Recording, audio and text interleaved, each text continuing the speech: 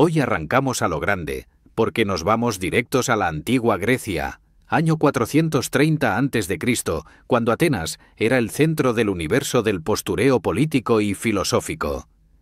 Imagínate calles llenas de filósofos discutiendo sobre la virtud, soldados marchando hacia la gloria y templos relucientes, hasta que, ¡pum!, una peste decide apuntarse al festival y ponerlo todo patas arriba. Lo que empezó con unos cuantos toses terminó siendo un drama épico de proporciones homéricas y no precisamente de los que gusta contar en los banquetes. Bienvenidos a Mitos e Historia Crónicas Épicas, el canal donde repasamos las catástrofes más épicas que la humanidad ha sabido crear y, a veces, sobrevivir. Y antes de seguir, déjame en comentarios desde dónde nos estás viendo, que quiero saber desde qué esquina del mundo estás resistiendo tú también a tus propias pandemias modernas. Atenas estaba en plena guerra del Peloponeso contra Esparta, el equivalente antiguo de una pelea de titanes. Los atenienses habían decidido encerrarse tras sus murallas, convencidos de que así podrían resistir mientras su flota destrozaba todo lo que se movía en el mar. Genial plan, salvo por un pequeño detalle. Si encierras a toda la población dentro de una ciudad y la peste decide hacer una visita, pues ya te puedes imaginar. Lo que iba a ser una defensa heroica se convirtió en una trampa mortal. Las calles se llenaban de enfermos, los templos rebosaban de gente rezando y los médicos, pobres desgraciados, iban cayendo uno detrás de otro sin tener ni idea de lo que estaban enfrentando. No sabemos con certeza qué enfermedad fue aquella. Algunos dicen que pudo ser fiebre tifoidea, otros hablan de viruela o incluso de ébola antes de que se descubriera. Lo único seguro es que aquello era un espectáculo de terror. Los síntomas que describió Tucídides, que además sobrevivió para contarlo, porque era más duro que una piedra, eran auténticos. Fiebre intensa, dolor insoportable, vómitos, diarrea y hasta pérdida de dedos y ojos. No era precisamente una tos ligera. La gente moría en cuestión de días y, para rematarlo, nadie sabía cómo detenerlo. En una época en que los médicos andaban más cerca del sacerdocio que de la ciencia, la desesperación se multiplicó como un virus. Y aquí viene una parte brutal. La peste no solo mató cuerpos, también pulverizó las normas sociales, las leyes, las costumbres. Todo se vino abajo. Los muertos se acumulaban en las calles, los vivos saqueaban casas, los templos se llenaban de cadáveres y los ritos funerarios se hicieron imposibles. Todo el mundo entró en ese modo apocalíptico de «sálvese quien pueda». Tucídides llega a decir que los atenienses ya no creían en nada, ni en los dioses ni en la moral. Lo que antes era pecado de pronto se convirtió en tradición improvisada. Cuando crees que vas a morir mañana, te da igual si te robas la estatua de Apolo o te bebes el vino del templo. La peste llegó, además, en el peor momento posible. Atenas, bajo el liderazgo de Pericles, estaba en la cima de su poder cultural, militar y económico. Era como la Nueva York del mundo clásico, un faro de civilización que se creía invencible. Pero una enfermedad invisible hizo lo que ni el ejército espartano pudo: desarmar el orgullo ateniense. Pericles, ese político que parecía tener todas las respuestas, vio cómo su plan maestro se le desmoronaba entre los dedos. De hecho, acabó contagiado y murió, dejando un vacío político que hundió aún más la moral colectiva. Atenas, que había empezado la guerra con fuegos artificiales de gloria, terminó sumergida en la sombra del miedo y la desconfianza. Lo interesante, y trágico, es que, como siempre, cuando la humanidad entra en pánico, aparecen los charlatanes. Por todas partes surgían tipos ofreciendo brebajes milagrosos o rituales de purificación que solo servían para empeorar las cosas. Algunos quemaban hierbas, otros hacían sacrificios y otros simplemente huían. Pero claro, si salías de la ciudad te podías encontrar con los espartanos, así que mejor te morías de peste que de lanza. El dilema clásico del «elige tu forma de morir». Las noticias se propagaban más rápido que la medicina y los rumores decían de todo. que los dioses castigaban a los atenienses por su orgullo, que los extranjeros habían envenenado los pozos, que era obra de magia negra. Vamos, el mismo discurso que escuchamos siglos después con los antivacunas o las teorías conspiranoicas del 5G, pero con túnicas. La peste cambió la manera en que los atenienses entendían el poder, la religión y la comunidad. El orgullo se transformó en desesperanza, la democracia se llenó de miedo y la fe en los dioses se tambaleó. Las fiestas religiosas se cancelaron, la economía colapsó y la guerra, por supuesto, siguió su curso con más miseria que heroísmo. Atenas perdió 1/3 de su población, incluyendo a muchos de sus mejores soldados, estrategas y filósofos. Los sobrevivientes quedaron marcados físicamente y también mentalmente. Según cuentan, los que superaban la enfermedad desarrollaban una especie de inmunidad, pero también una mirada de veterano de guerra, como si hubiesen visto el infierno en la tierra. Y ojo, porque el testimonio de Tucídides no solo sirve como relato histórico, sino como manual psicológico. Él mismo insistía en que la verdadera lección no estaba en los síntomas, sino en cómo reaccionamos cuando todo se derrumba. En la peste, decía, el miedo era contagioso, la desconfianza lo dominaba todo y el valor se hacía tan raro como el oro. Si suena familiar, es porque el guión se repite. Miles de años después, seguimos cayendo en los mismos errores: el ego, la negación y el sálvese quien pueda. Parece que las pandemias nos ponen un espejo en la cara y, francamente, no nos gusta lo que vemos. Sin embargo, incluso en medio del desastre, Atenas no perdió del todo su chispa. La ciudad siguió siendo un centro intelectual, porque los griegos eran tercos. Los filósofos siguieron pensando, incluso si pensaban tosiendo. Sócrates, por ejemplo, seguía preguntando cosas imposibles mientras la ciudad ardía en fiebre. Es casi poético. Mientras unos enterraban cadáveres, otros seguían debatiendo sobre el alma. Es como si dijeran, vale, morimos, pero con estilo. Esa resiliencia cultural dejó una huella en la historia, una prueba de que incluso en el caos más absoluto puede sobrevivir una chispa de humanidad o de simple curiosidad.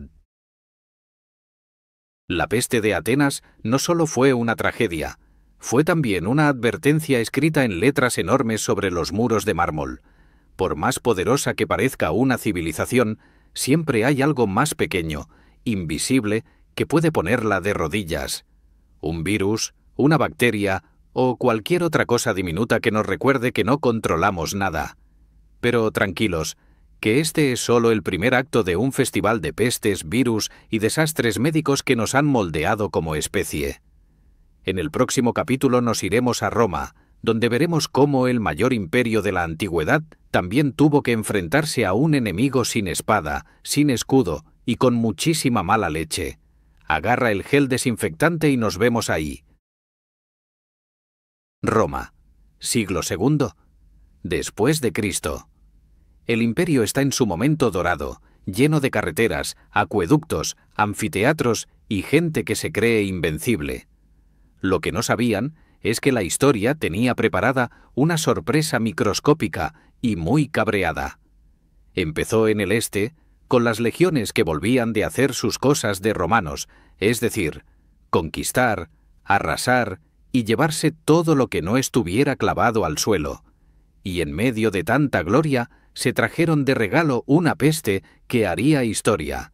Así nació la peste antonina, también conocida como la peste de Galeno, porque claro, alguien tenía que dejar su nombre grabado en la desgracia. El Imperio Romano estaba gobernado por Marco Aurelio y su colega Lucio Vero, los reyes del estoicismo y del todo bajo control. Pero ni la filosofía más fría ni la armadura más brillante pudieron contener aquello.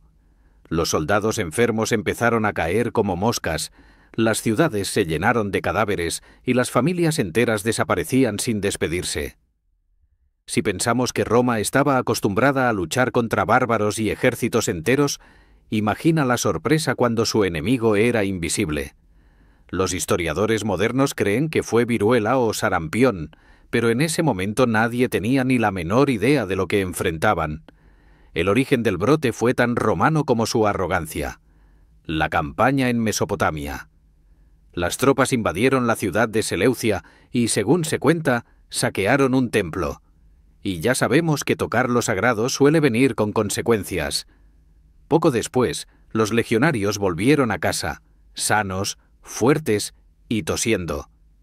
En cuestión de meses, la peste se extendió por todas las provincias del imperio. Desde Egipto hasta las Galias, el enemigo se colaba por cada puerto y cada ruta comercial. El imperio, que presumía de sus caminos perfectos, descubrió que las autopistas que movían granos y riquezas también servían para transportar virus a velocidad récord. Galeno, el médico del momento, hizo lo que pudo. Era el gran influencer de la medicina romana, con tanta confianza en sus curas que parecía un vendedor de aceite milagroso. Pero cuando la peste llegó, ni su conocimiento ni su ego lo salvaron. De hecho, huyó de Roma cuando el brote se volvió incontrolable. Aún así, sus observaciones fueron detalladas: fiebre altísima, tos seca, diarrea, erupciones con costras y, en muchos casos, muerte en cuestión de días. El tipo lo documentó todo, dándole material de sobra a la posteridad para hacerse una idea de lo aterrador que debió ser. Las consecuencias fueron dramáticas.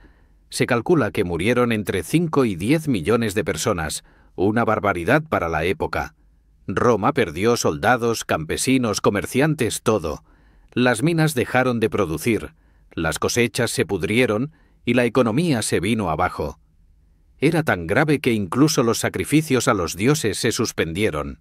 Y claro, cuando no había comida ni templos, la moral se hundía. La peste no solo golpeó los cuerpos, sino también el alma de la civilización más poderosa de la tierra. El orden romano comenzó a mostrar fisuras que ni el mármol podía ocultar. La guerra continuaba, porque ya se sabe cómo son los romanos, testarudos hasta en la tragedia. Marco Aurelio, que era el filósofo del deber, insistió en mantener el frente.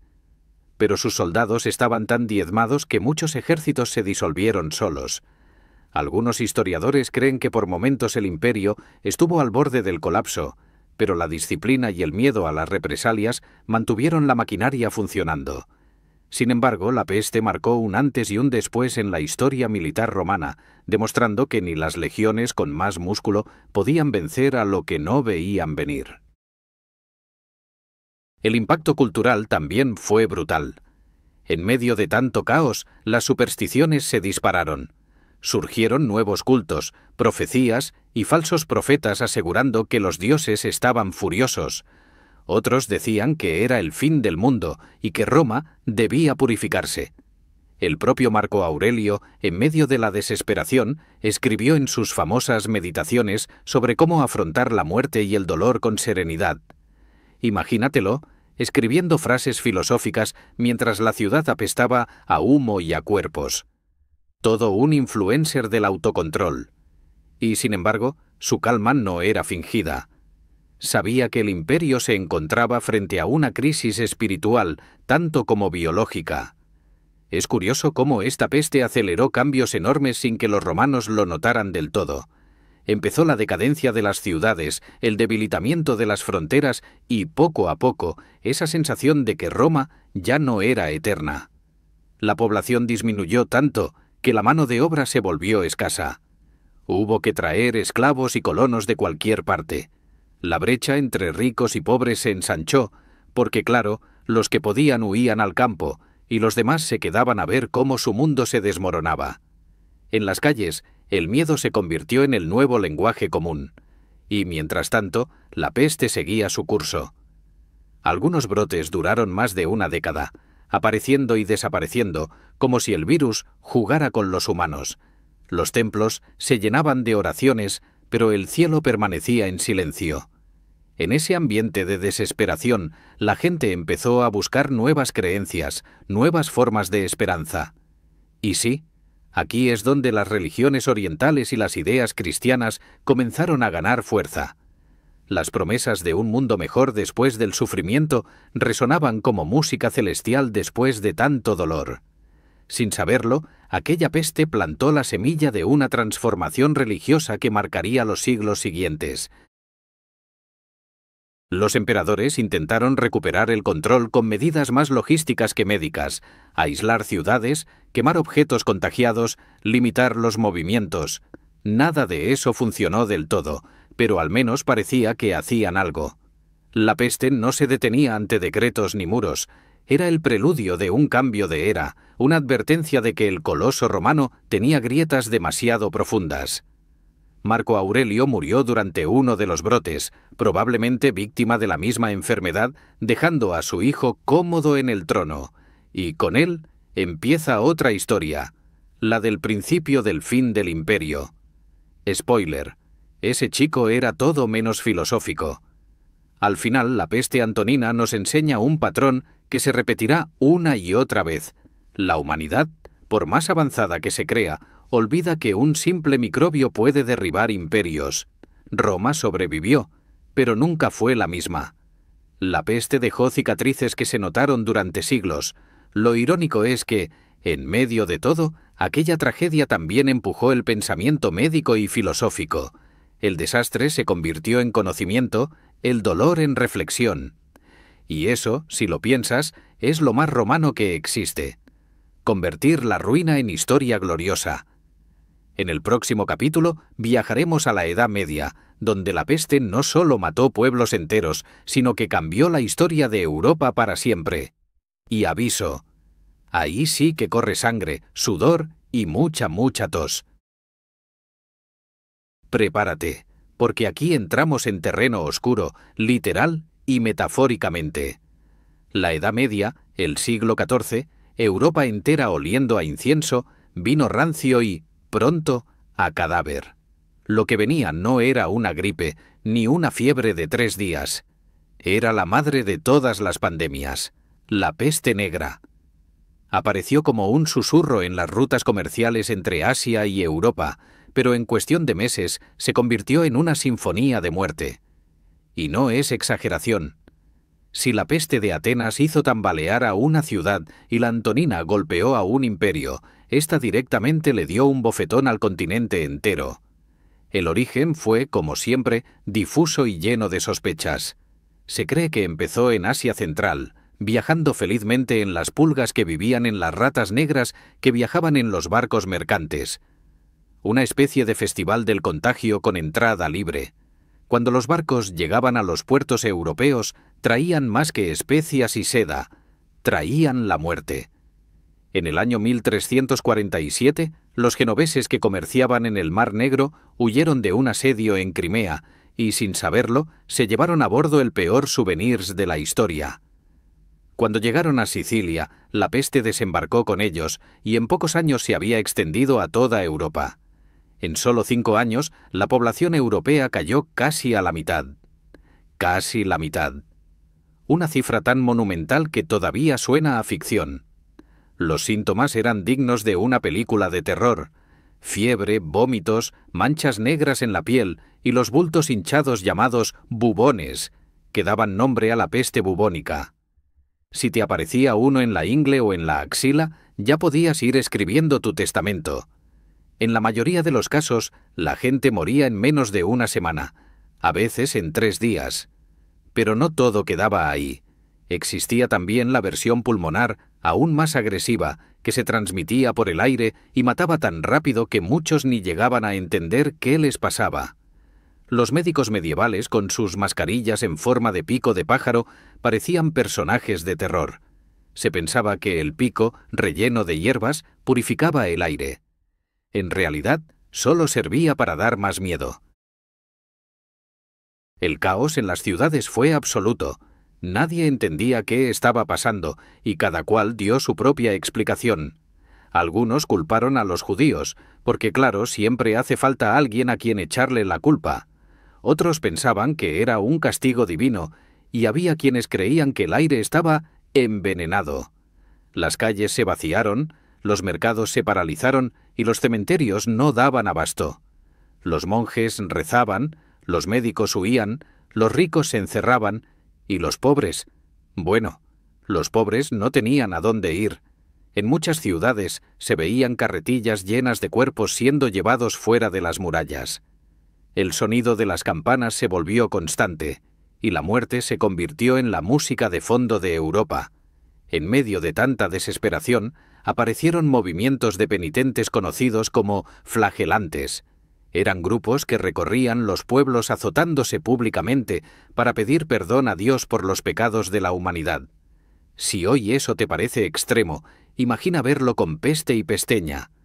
A donde llegaban, cantaban, lloraban y se golpeaban, convencidos de que su dolor apaciguaría la ira divina. Lo irónico es que, sin quererlo, muchas veces llevaban el contagio con ellos, extendiendo el problema aún más. Porque claro, abrazarte después de darte latigazos no era precisamente una medida sanitaria recomendable. La religión, la medicina y la política quedaron patas arriba. Los curas morían tanto como los campesinos, los médicos reconocían que no podían hacer nada, y los reyes huyeron de las ciudades como ratones del barco. En París, Londres, Florencia o Venecia, la historia era la misma. Miedo, enfermedad y silencio. Hubo una sensación generalizada de que el fin del mundo había llegado. Incluso los cronistas hablaban del apocalipsis. Y claro, si hasta los clérigos lo decían, ¿quién era uno para dudarlo? Las ferias desaparecieron, el comercio se hundió, y durante años Europa se quedó paralizada en una oscuridad literal y emocional. El arte y la literatura posteriores reflejarían esa angustia, desde las pinturas macabras hasta el famoso Decamerón de Boccaccio, donde un grupo de jóvenes se refugiaba contándose historias mientras afuera el mundo se moría. Y si todo esto te parece deprimente, espera a ver las consecuencias económicas. Muere tanta gente que los campos se quedan sin quien los trabaje. Los señores feudales pierden su mano de obra y los campesinos supervivientes empiezan a tener más poder para exigir mejores condiciones. La peste, sin proponérselo, fue un acelerador brutal del cambio social. El feudalismo comenzó a tambalearse, los salarios subieron y las relaciones entre las clases se modificaron. Las ciudades se reconstruyeron, pero las jerarquías ya no serían las mismas. Del desastre nació, lentamente, un nuevo orden. Porque si algo tiene la historia, es que siempre encuentra una forma de reciclar la tragedia. Y no todo fue desolación pura. En algunos lugares la peste impulsó avances en higiene, en planificación urbana y en registros médicos. La gente empezó a entender que la limpieza podía salvar vidas, aunque tardaran en relacionarlo con las pulgas o las ratas. Las autoridades instalaron las primeras medidas de cuarentena, literalmente 40 días de aislamiento para los barcos sospechosos. Nacía así una palabra y una práctica que marcarían el futuro. La peste, sin saberlo, estaba enseñando a Europa lo que significaba proteger colectivamente la salud, incluso en un tiempo sin vacunas ni microscopios. Entre la muerte y la reconstrucción, Europa cambió para siempre. La fe ciega en la religión dio paso a una curiosidad más científica. La Edad Media comenzaba a resquebrajarse, dando paso al Renacimiento. Ironía histórica. Una de las crisis más terribles alumbró uno de los períodos más creativos de la historia humana. Porque cuando todo se derrumba, el pensamiento se reinventa, y aunque la peste se llevó millones, también sembró la semilla de una nueva visión del mundo. Todo eso, cortesía de una humilde pulga que probablemente solo quería merendar. La peste negra es ese recordatorio permanente de que nada es eterno, ni imperios, ni reinos, ni certezas. Europa renació, sí, pero lo hizo después de mirar de frente al abismo. Cada campana que sonó entonces marcó no solo la muerte de un cuerpo, sino el fin de una era. Y aunque intentaron borrar el horror, el eco de ese tiempo sigue resonando en nuestros miedos más profundos. Porque, seamos sinceros, cuando escuchamos la palabra pandemia, todavía muy en el fondo, pensamos en esas calles medievales donde la vida y la muerte caminaban juntas. En el próximo capítulo viajaremos al Nuevo Mundo, donde otra peste, muy distinta y aún más devastadora, cambiaría la historia de todo un continente. Si la peste negra fue el infierno europeo, lo que vino con la llegada de los europeos a América fue directamente el apocalipsis del otro lado del océano. Aquí no hablamos solo de una enfermedad, sino de un encuentro entre mundos donde el intercambio no fue precisamente justo. En el siglo XVI, los conquistadores cruzaron el Atlántico con sus barcos llenos de armas, cruces, ambición y, sin saberlo, microbios asesinos. El más temible de todos fue la viruela, un virus tan diminuto como demoledor que en pocos años haría más daño que todas las espadas juntas. Fue la verdadera protagonista oculta de la conquista. Pongámonos en contexto. Antes de que los europeos llegaran, el continente americano estaba lleno de civilizaciones sorprendentemente avanzadas. Los mexicas, los mayas, los incas, sociedades con arquitectura, astronomía, arte y orden político. Pero lo que no tenían era inmunidad ante las enfermedades del viejo mundo. En Europa la gente ya había convivido con siglos de pestes, lo que había dejado ciertos anticuerpos en la población. En América los cuerpos nunca habían visto algo así, y cuando la viruela desembarcó no hubo defensa posible. Era como si la naturaleza entera se pusiera del lado de los invasores. La primera gran oleada comenzó alrededor del año 1519, justo cuando Cortés estaba en pleno proceso de destruir Tenochtitlán. Un esclavo africano que viajaba en los barcos españoles trajo consigo el virus, y en cuestión de semanas, la enfermedad empezó a propagarse por todo el Valle de México. Los síntomas eran horribles: fiebre alta, úlceras, pus, dolor extremo y una mortandad tan alta que las calles se llenaban de cuerpos. Los códices indígenas describen aquel horror con dibujos de hombres cubiertos de llagas y pueblos enteros desapareciendo. No hacía falta una guerra. La viruela estaba haciendo el trabajo sola. Cuando los conquistadores entraron en Tenochtitlán, la capital del imperio mexica ya era un cementerio. El mismísimo emperador Cuitláhuac murió de viruela, dejando al pueblo sin líder justo en el peor momento. Cortés no lo sabía, pero había ganado más por biología que por estrategia militar. Aquella enfermedad invisible desarticuló todo el aparato social, sembró caos entre los sacerdotes y debilitó la resistencia. Imagínate ser un guerrero acostumbrado a enfrentarse a enemigos tangibles y ver a toda tu familia morir sin comprender por qué. Eso no es solo una derrota militar, es una fractura espiritual. Pero la viruela no se quedó quieta en México. Avanzó como un fantasma hacia el sur, cruzando montañas y selvas hasta alcanzar el imperio inca. En el año 1527, mientras Pizarro todavía planeaba su campaña, la enfermedad llegó antes que él. Casi como si mandara un aviso: «No hace falta luchar, ya lo destruyo yo». En pocos años, el imperio más grande de Sudamérica se desmoronó. El emperador Huayna Cápac murió infectado, al igual que miles de sus súbditos. La sucesión dinástica se convirtió en guerra civil, y cuando los españoles llegaron, se encontraron un imperio debilitado y dividido. La viruela había allanado el camino de la conquista mejor que cualquier ejército. Lo realmente aterrador fue la velocidad de la expansión. La enfermedad se movió más rápido que los conquistadores. Para cuando las tropas españolas llegaban a una nueva región, la viruela ya había pasado por allí. Algunas tribus desaparecieron por completo sin haber visto nunca a un europeo. Era una ola invisible que arrasaba sin distinción. Los indígenas, sin experiencia previa con ese tipo de patógenos, no sabían cómo reaccionar. Intentaban aislar a los enfermos, rezar a los dioses, ofrecer sacrificios, pero nada funcionaba. La fe tradicional no podía con aquel enemigo microscópico. Y claro, los recién llegados no se molestaban mucho en buscar soluciones. Al contrario, veían la pandemia como una especie de señal divina de que su conquista estaba bendecida.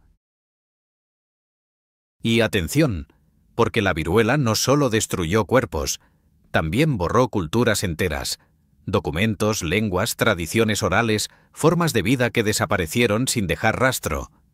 Se calcula que, en menos de un siglo, la población nativa del continente americano se redujo de unos 70 millones a menos de 10 millones.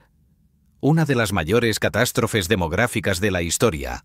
Las ciudades sagradas quedaron vacías, los campos sin cultivar, y lo que una vez fue un mundo vibrante se convirtió en ruinas silenciosas.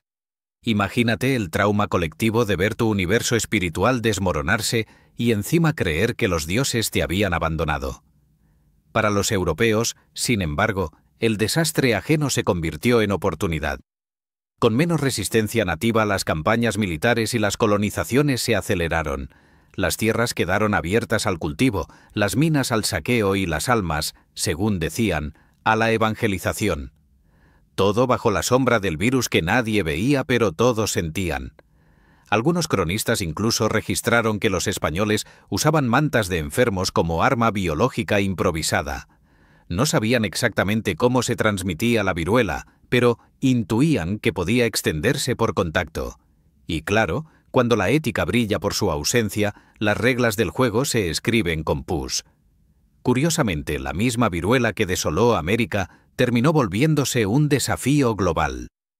Durante los siglos siguientes, Europa también sufriría brotes devastadores, y no fue hasta mucho después, en el siglo XVIII, que se descubrirían los primeros métodos de vacunación. Pero para los pueblos americanos, esa esperanza llegó demasiado tarde. La enfermedad había hecho su trabajo y transformado el continente. Las fronteras, las religiones y hasta las especies animales cambiaron con aquel encuentro brutal. Se importó el trigo, el caballo, la viruela, y se exportó el maíz, la patata y una historia de dolor que todavía se estudia con escalofríos. La conquista de América no se entiende sin la viruela. No fueron solo armas y caballos los que doblegaron a los imperios, sino un enemigo que viajó invisible en el aliento de los conquistadores. Es un recordatorio incómodo de que la historia no la escriben siempre los más fuertes, sino a veces los más contagiosos. Lo irónico es que lo que empezó como una tragedia absoluta acabó, siglos después, inspirando uno de los mayores triunfos médicos del ser humano, la erradicación de la viruela. Pero eso ya llegará más adelante. Por ahora imagina el silencio del continente tras el desastre, los templos destruidos, las ciudades vacías y el eco de una civilización desaparecida bajo el suspiro de un virus. Y con ese suspiro pasamos al siguiente capítulo, porque el siglo XX empezará con otra pandemia monumental y un planeta que aprenderá, a golpes, lo que significa respirar con miedo otra vez. El siglo XX comenzó con la promesa de progreso, con máquinas, trenes, electricidad y guerras a lo grande. Pero justo cuando el mundo estaba lamiéndose las heridas tras la Primera Guerra Mundial, llegó algo mucho más silencioso y letal: la gripe española. Entre 1918 y 1920, el planeta entero tose al unísono. Una pandemia que mató a más de 50 millones de personas, justo en una época en la que ni el virus ni el concepto de cuarentena se entendían del todo. Lo curioso es que ni siquiera era española, pero ya sabes cómo son los medios. Alguien tenía que cargar con el titular. Resulta que España, al ser país neutral durante la guerra, fue uno de los pocos lugares donde la prensa no tenía censura militar. Así que, mientras en otros países se escondían los brotes para no desmoralizar a los soldados, los periódicos españoles hablaban abiertamente de aquella gripilla rara. Y voilà, el nombre se quedó. Madrid se convirtió en el epicentro mediático del desastre, aunque el virus probablemente había aparecido antes en Estados Unidos o Francia. En cualquier caso, daba igual el origen. Una vez echó a volar, no había frontera ni océano que lo detuviera. La gripe se propagó con la velocidad de la comunicación moderna de la época: barcos, trenes, trincheras y celebraciones del fin de la guerra. Soldados que volvían a casa la llevaban consigo como souvenir, y en pocas semanas el planeta entero estornudaba. Lo llamaban gripe, pero en realidad era un monstruo viral enmascarado. Atacaba con fiebre altísima, dolores insoportables, tos sangrienta y una falta de aire que dejaba a las víctimas azules. Algunos morían en cuestión de horas. Y lo más terrible, no atacaba solo a los ancianos o niños, sino a los jóvenes adultos, los más fuertes. Era como si el virus se burlara del concepto mismo de salud. Los hospitales colapsaron en todo el mundo. Médicos y enfermeras trabajaban hasta caer exhaustos. No había antibióticos, ni respiradores, ni vacunas. En muchos pueblos, los cuerpos se amontonaban en los pasillos de las iglesias. En Estados Unidos hubo comunidades donde los carros fúnebres circulaban día y noche. En España, los velatorios se hacían a puertas cerradas y las autoridades pedían a la gente que no se diera la mano. Hasta los sacerdotes terminaron agotados de dar extremaunciones. El miedo se convirtió en compañera habitual de todo el planeta. Y si algo define a esta pandemia es su ironía. Ocurrió en un momento en que la humanidad creía dominar la tecnología y la ciencia. Después de años inventando aviones, armas modernas y teléfonos, un simple virus demostró que seguíamos siendo vulnerables. De hecho, los gobiernos no sabían cómo reaccionar. Algunos, como el de Estados Unidos, minimizaron la situación con mensajes de «no pasa nada», mientras la gente moría en las calles. En otros países se impusieron medidas de aislamiento, con mascarillas rudimentarias hechas de tela y restricciones públicas. En San Francisco incluso multaban a quien no usara máscara, aunque muchos lo tomaban a broma. En el frente social, la pandemia transformó el comportamiento cotidiano. Desaparecieron las reuniones, los teatros cerraron, los colegios clausuraron sus puertas y las ciudades se silencian. Los besos se convirtieron en un lujo peligroso y los abrazos en rareza. Imagina vivir la guerra y después tener que aislarte del mundo. Mucha gente perdió la cordura. Incluso los médicos empezaron a experimentar con remedios tan absurdos como beber whisky caliente o inhalar humo de tabaco. Cualquier cosa que diera la sensación de control. Lo paradójico era ver cómo el miedo se mezclaba con la rutina. Algunos seguían yendo al trabajo porque, bueno, había que comer, aunque eso significara compartir el tranvía con un virus invisible. A nivel cultural, la gripe española dejó una huella silenciosa pero profunda. A diferencia de la guerra, que tuvo desfiles y monumentos, la pandemia se trató casi como un trauma del que nadie quería hablar. La gente estaba tan cansada de tragedias que prefería olvidar. Sin embargo, el impacto demográfico fue enorme. En muchos países, la población joven se redujo drásticamente. Familias enteras desaparecieron sin rastro. Y en algunas ciudades, los cementerios se expandieron tan rápido que hubo que improvisar fosas comunes. Pero de entre tanta oscuridad empezaron a surgir cambios. Se repensó la salud pública, se crearon ministerios y programas para mejorar la higiene, y los gobiernos entendieron que sin médicos formados, una nación es frágil.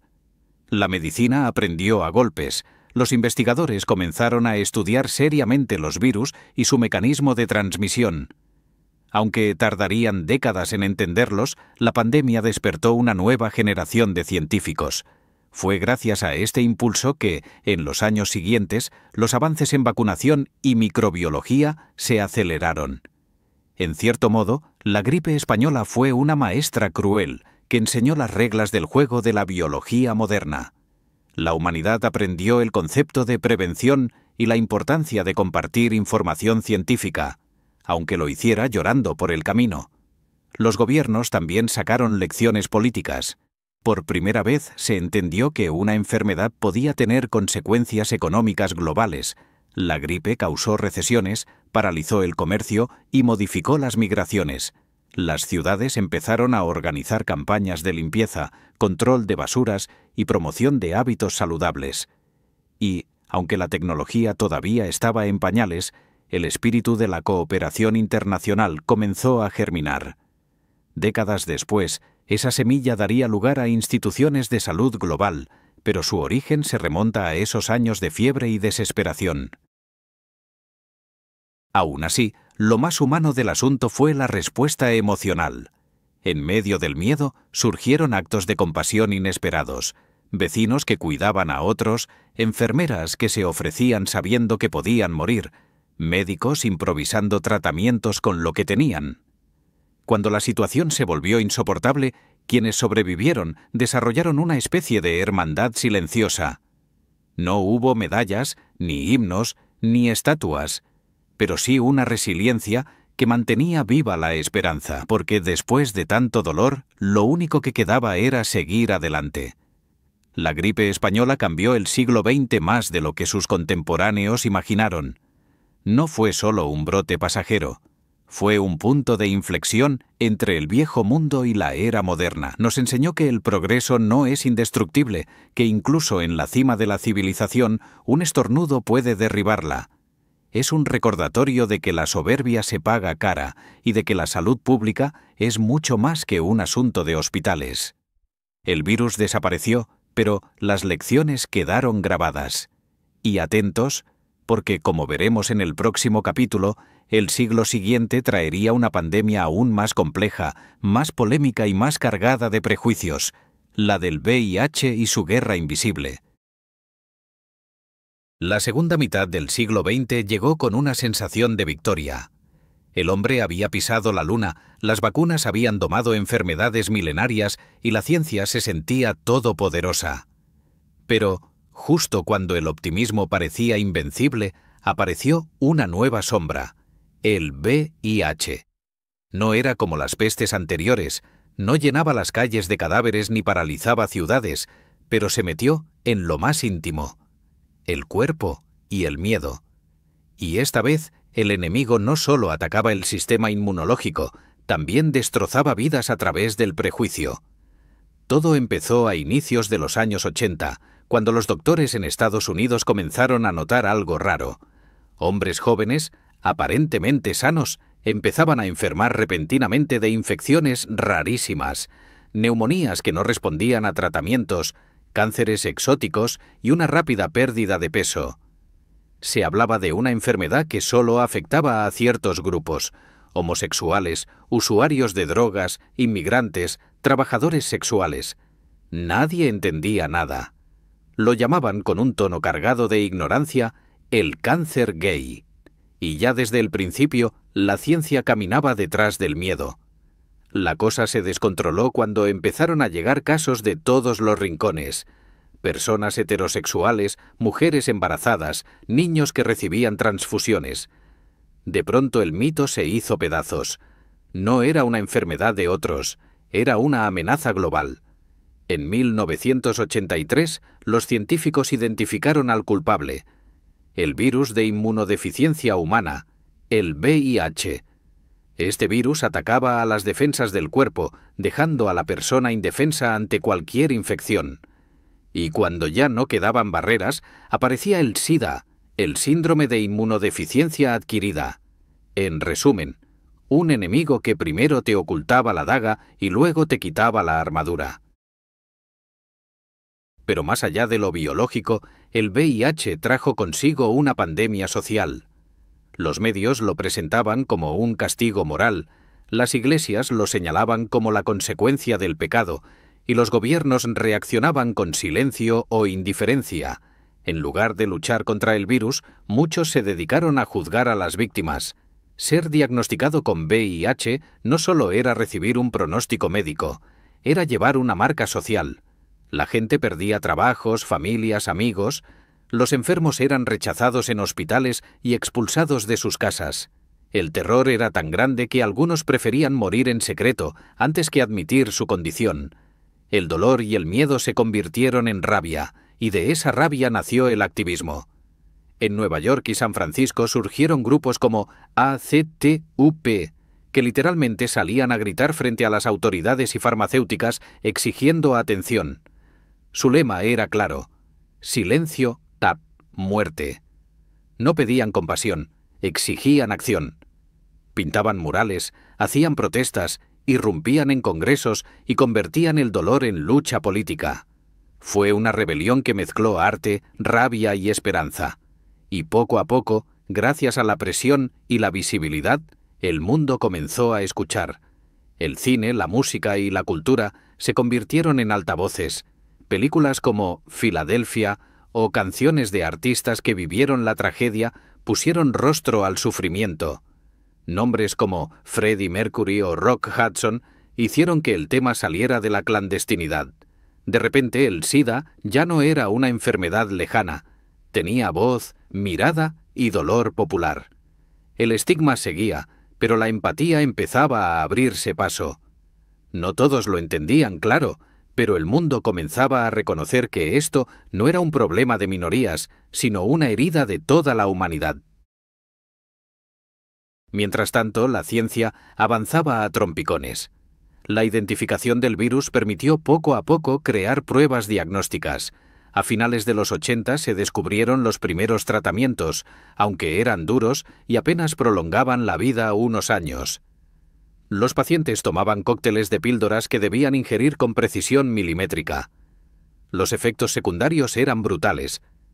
Sin embargo, a mediados de los 90 llegó el primer gran rayo de esperanza: las terapias antirretrovirales combinadas. Por primera vez se podía frenar al virus, no eliminarlo pero mantenerlo a raya. Fue como pasar de la desesperación a la resistencia organizada. El cambio fue profundo.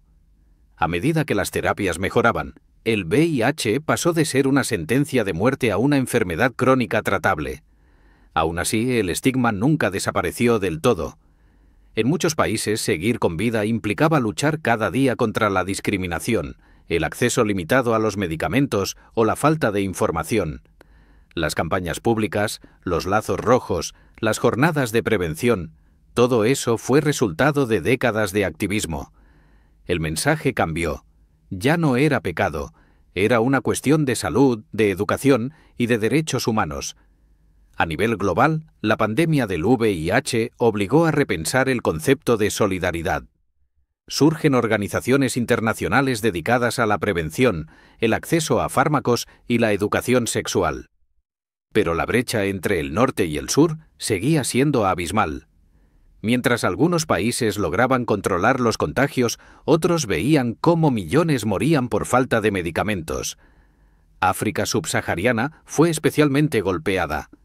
Allí, el virus no solo mataba personas, sino generaciones enteras.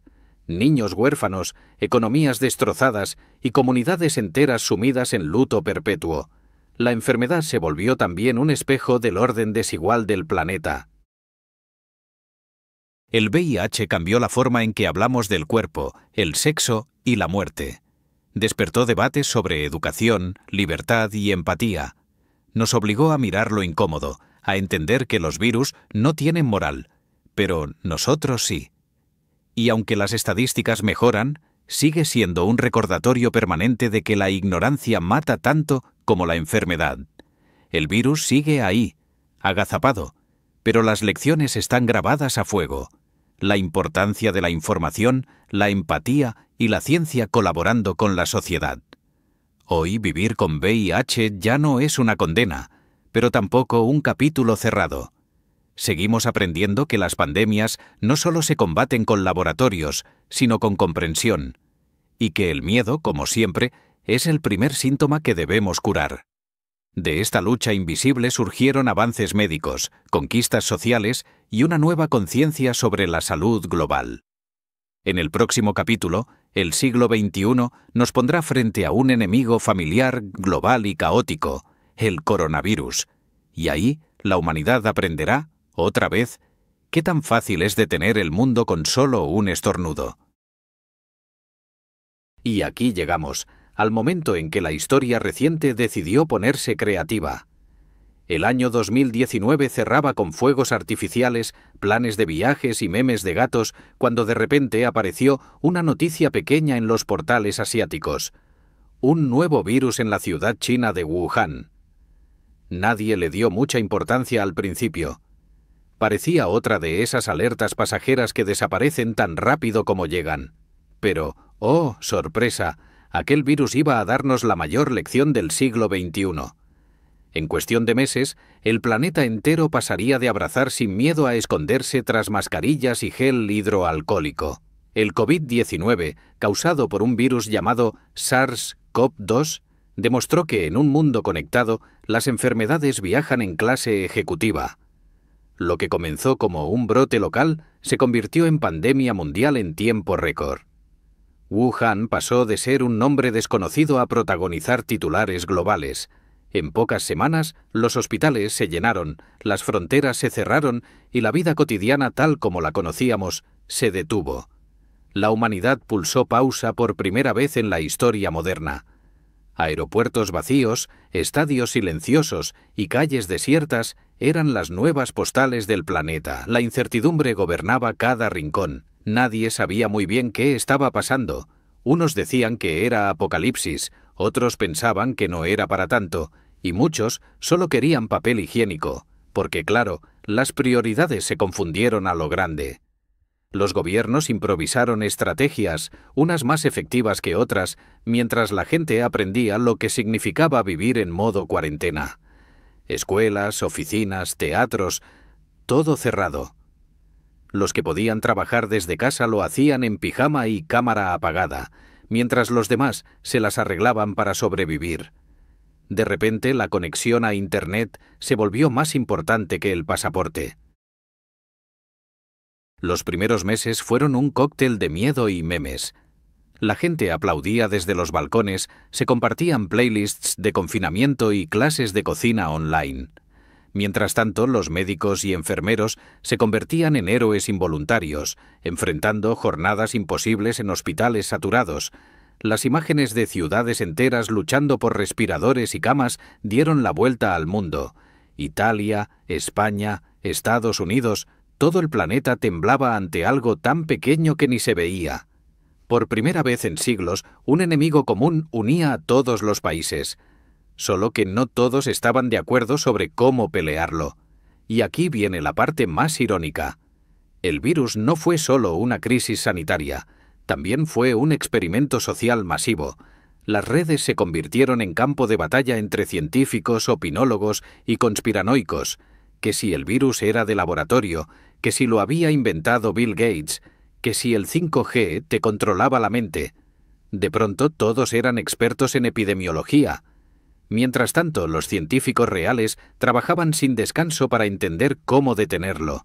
Parecía el argumento de una serie distópica, pero sin buenos efectos especiales. Y el guión cambiaba cada semana. El impacto global fue brutal. Las economías se desplomaron, millones de personas perdieron sus empleos y los gobiernos tuvieron que sacar medidas de emergencia nunca vistas. Cerraron aerolíneas, fábricas y comercios. Las bolsas temblaron y los líderes políticos tuvieron que aprender el arte del discurso en videollamada. El confinamiento nos hizo reflexionar, pelear y reinventarnos todo al mismo tiempo. Muchos se redescubrieron cocinando pan artesanal, otros se hundieron en la soledad. Fue un periodo extraño, donde la nostalgia y la ansiedad convivían en la misma habitación. En medio del caos llegó un rayo de esperanza: las vacunas. En tiempo récord, la comunidad científica desarrolló las primeras dosis para controlar el virus. Nunca en la historia se había avanzado tan rápido. Las primeras campañas de vacunación trajeron alivio y polémica a partes iguales. Algunos se lanzaban felices a vacunarse, mientras otros hablaban de conspiraciones o negaban todo. Lo cierto es que aquellas pequeñas jeringas se convirtieron en símbolo de supervivencia. No era una cura, pero sí un escudo.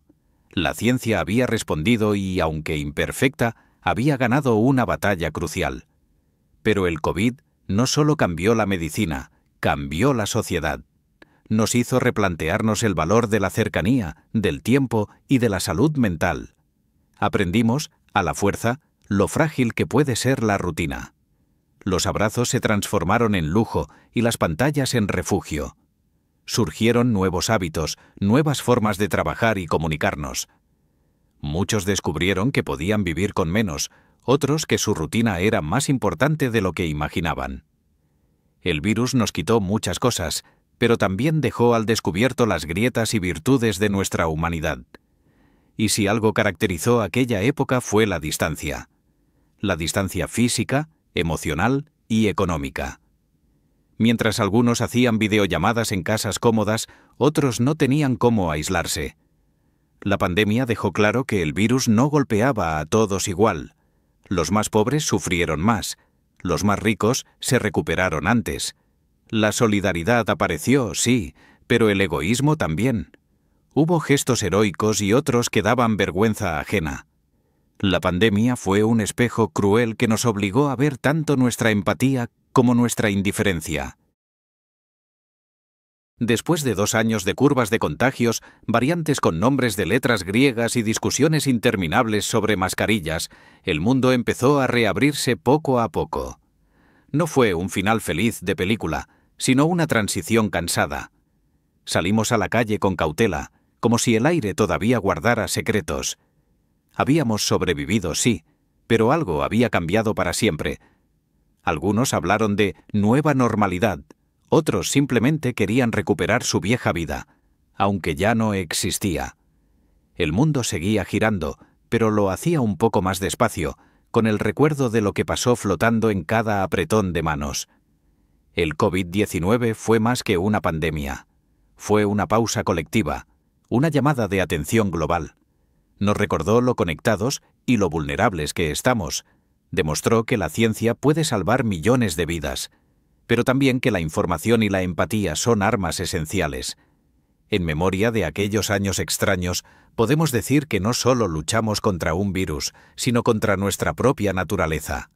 Y aunque el miedo y el cansancio aún laten en la memoria, la lección está clara. El mundo puede detenerse, pero siempre encuentra la forma de volver a moverse. Y llegamos al final de este viaje, al último tramo de un recorrido por siglos de fiebre, miedo y humanidad desbordada. Desde la peste de Atenas hasta el COVID-19, las pandemias han sido los exámenes sorpresa que la historia nos pone para recordarnos que, por más tecnología y ciencia que tengamos, seguimos siendo vulnerables. Pero también nos muestran algo más profundo: la capacidad infinita de adaptación, creación y, a veces, de absoluta estupidez que caracteriza a nuestra especie. Así que toca detenernos un momento y preguntarnos: ¿qué hemos aprendido realmente después de tanto estornudo? Lo primero que salta a la vista es que las pandemias no fueron solo catástrofes sanitarias, sino puntos de quiebre históricos. Después de cada brote, el mundo cambió su manera de entender la política, la economía y hasta la fe. La peste negra impulsó la caída del feudalismo y abrió el camino al Renacimiento. La viruela reconfiguró el continente americano y lo marcó para siempre. La gripe española dio origen a modernos sistemas de salud pública, y el VIH obligó al planeta a enfrentar conversaciones incómodas sobre moral, sexo y desigualdad. Y el COVID, ese último monstruo microscópico, nos empujó de golpe al siglo digital, a la introspección colectiva y al redescubrimiento de lo que significa simplemente estar vivos. Sin embargo, viendo la línea del tiempo, parece que la humanidad tiene memoria corta. Cada generación olvida las lecciones de la anterior y vuelve a tropezar con la misma piedra. En el siglo XIV se pensaba que la peste era un castigo divino.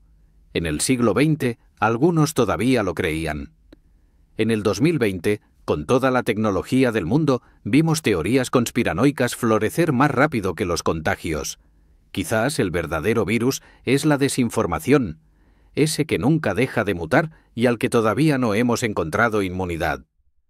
Porque si algo nos enseñó la historia es que el miedo combinado con ignorancia puede ser más peligroso que cualquier patógeno. Aún así, cada crisis trajo consigo esperanza y progreso. Las pandemias despertaron avances médicos, mejoras en políticas públicas y gestos de solidaridad que definen nuestra humanidad. De las ratas medievales a los laboratorios con microscopios de última generación, el salto es gigantesco. Aprendimos a colaborar globalmente, a compartir conocimiento y a desarrollar vacunas en tiempo récord. También aprendimos, por desgracia, quién queda fuera cuando las soluciones dependen del dinero o la geografía. La ciencia avanzó a pasos gigantes, pero la justicia social sigue caminando con una muleta. Otra gran lección de estos siglos febriles es la del espejo. Las pandemias sacan lo mejor y lo peor de nosotros. En cada época hubo héroes anónimos, los médicos que se quedaron cuando todos huían, las enfermeras que arriesgaron su vida, las comunidades que compartieron lo poco que tenían. Y también hubo villanos, los que negaron la evidencia, los que se aprovecharon del miedo, los que vendieron falsas curas o convirtieron la tragedia en negocio. Esa dualidad, la de humanidad y mezquindad entrelazadas, parece una constante inevitable. tal vez ahí esté la verdadera enseñanza. Las pandemias no crean monstruos, solo los revelan. El miedo siempre fue el gran protagonista invisible. Lo vimos en Atenas, cuando la gente abandonaba los templos, en Roma, cuando Galeno escribía sobre el pánico de los ciudadanos, en Europa medieval, donde la muerte bailaba en los murales, y en los tiempos modernos, donde el aislamiento se hizo rutina.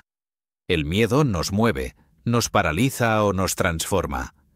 Pero si algo nos distingue como especie es la capacidad de seguir adelante, incluso temblando. Seguimos amando, riendo, creando memes y canciones, incluso cuando afuera todo se derrumba. Esa obstinación por aferrarse a la vida es nuestra vacuna más antigua. También aprendimos que la salud no es solo cuestión de hospitales, sino de sociedad. Lo que enferma al mundo no son solo los virus, sino la desigualdad, la falta de educación y la desinformación. Un sistema de salud puede tener miles de camas, pero si la gente no confía en él, está condenado. Lo vimos con el VIH, con la viruela, con el COVID. La ciencia puede diseñar una vacuna, pero la confianza es la que la hace funcionar.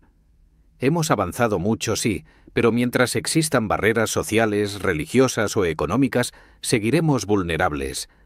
Las pandemias no entienden de fronteras, pero nosotros sí, y ese es parte del problema. Curiosamente, las épocas posteriores a cada gran plaga han sido también momentos de creatividad explosiva. Cuando la peste negra acabó, llegó el Renacimiento. Tras la gripe española, arribaron los locos años 20 y el desarrollo tecnológico. Después del COVID, estamos viendo un renacer de las ideas sobre sostenibilidad, equilibrio y salud mental. Es como si cada sacudida global trajera consigo un impulso de vida. La historia demuestra que de la oscuridad nacen los mejores chispazos de ingenio. No es romanticismo barato, es pura biología social. La especie se adapta o desaparece, y nosotros, tercos por naturaleza, siempre encontramos la forma de reinventarnos. Pero no todo debe verse con épica. También está bien reconocer que estamos cansados, que la humanidad lleva siglos corriendo detrás de virus, guerras y crisis, y que el agotamiento colectivo también es parte de la historia. Después de cada pandemia, la gente no emerge iluminada, sino confundida. Nos toma tiempo procesar, reconstruir y volver a confiar en el otro. Quizás esa sea la lección más honesta. Sanar lleva tiempo, y la verdadera cura rara vez viene en una ampolla. Se cocina en comunidad, en compasión y en memoria. Porque si olvidamos, volveremos a repetir el ciclo. Así que aquí estamos, al final de esta crónica febril, aún respirando y aprendiendo. Las pandemias pasaron, pasarán y volverán, porque así funciona la naturaleza. No hay final feliz, pero sí hay continuidad. Cada brote nos recuerda que la humanidad es más frágil de lo que presume, pero también más resistente de lo que imagina. Y mientras haya curiosidad, empatía y humor, todavía habrá esperanza. Porque, aunque el mundo arda en fiebre 1000 veces más, siempre habrá alguien que mire al cielo y diga, «Vale, pero ¿qué aprendemos esta vez?» Y ya que estamos aquí, suscríbete a Mitos e Historia Crónicas Épicas, que este canal promete seguir recordándote, con humor, drama y datos descacharrantes, que la historia, como la vida, siempre tiene un virus nuevo esperándonos por sorpresa.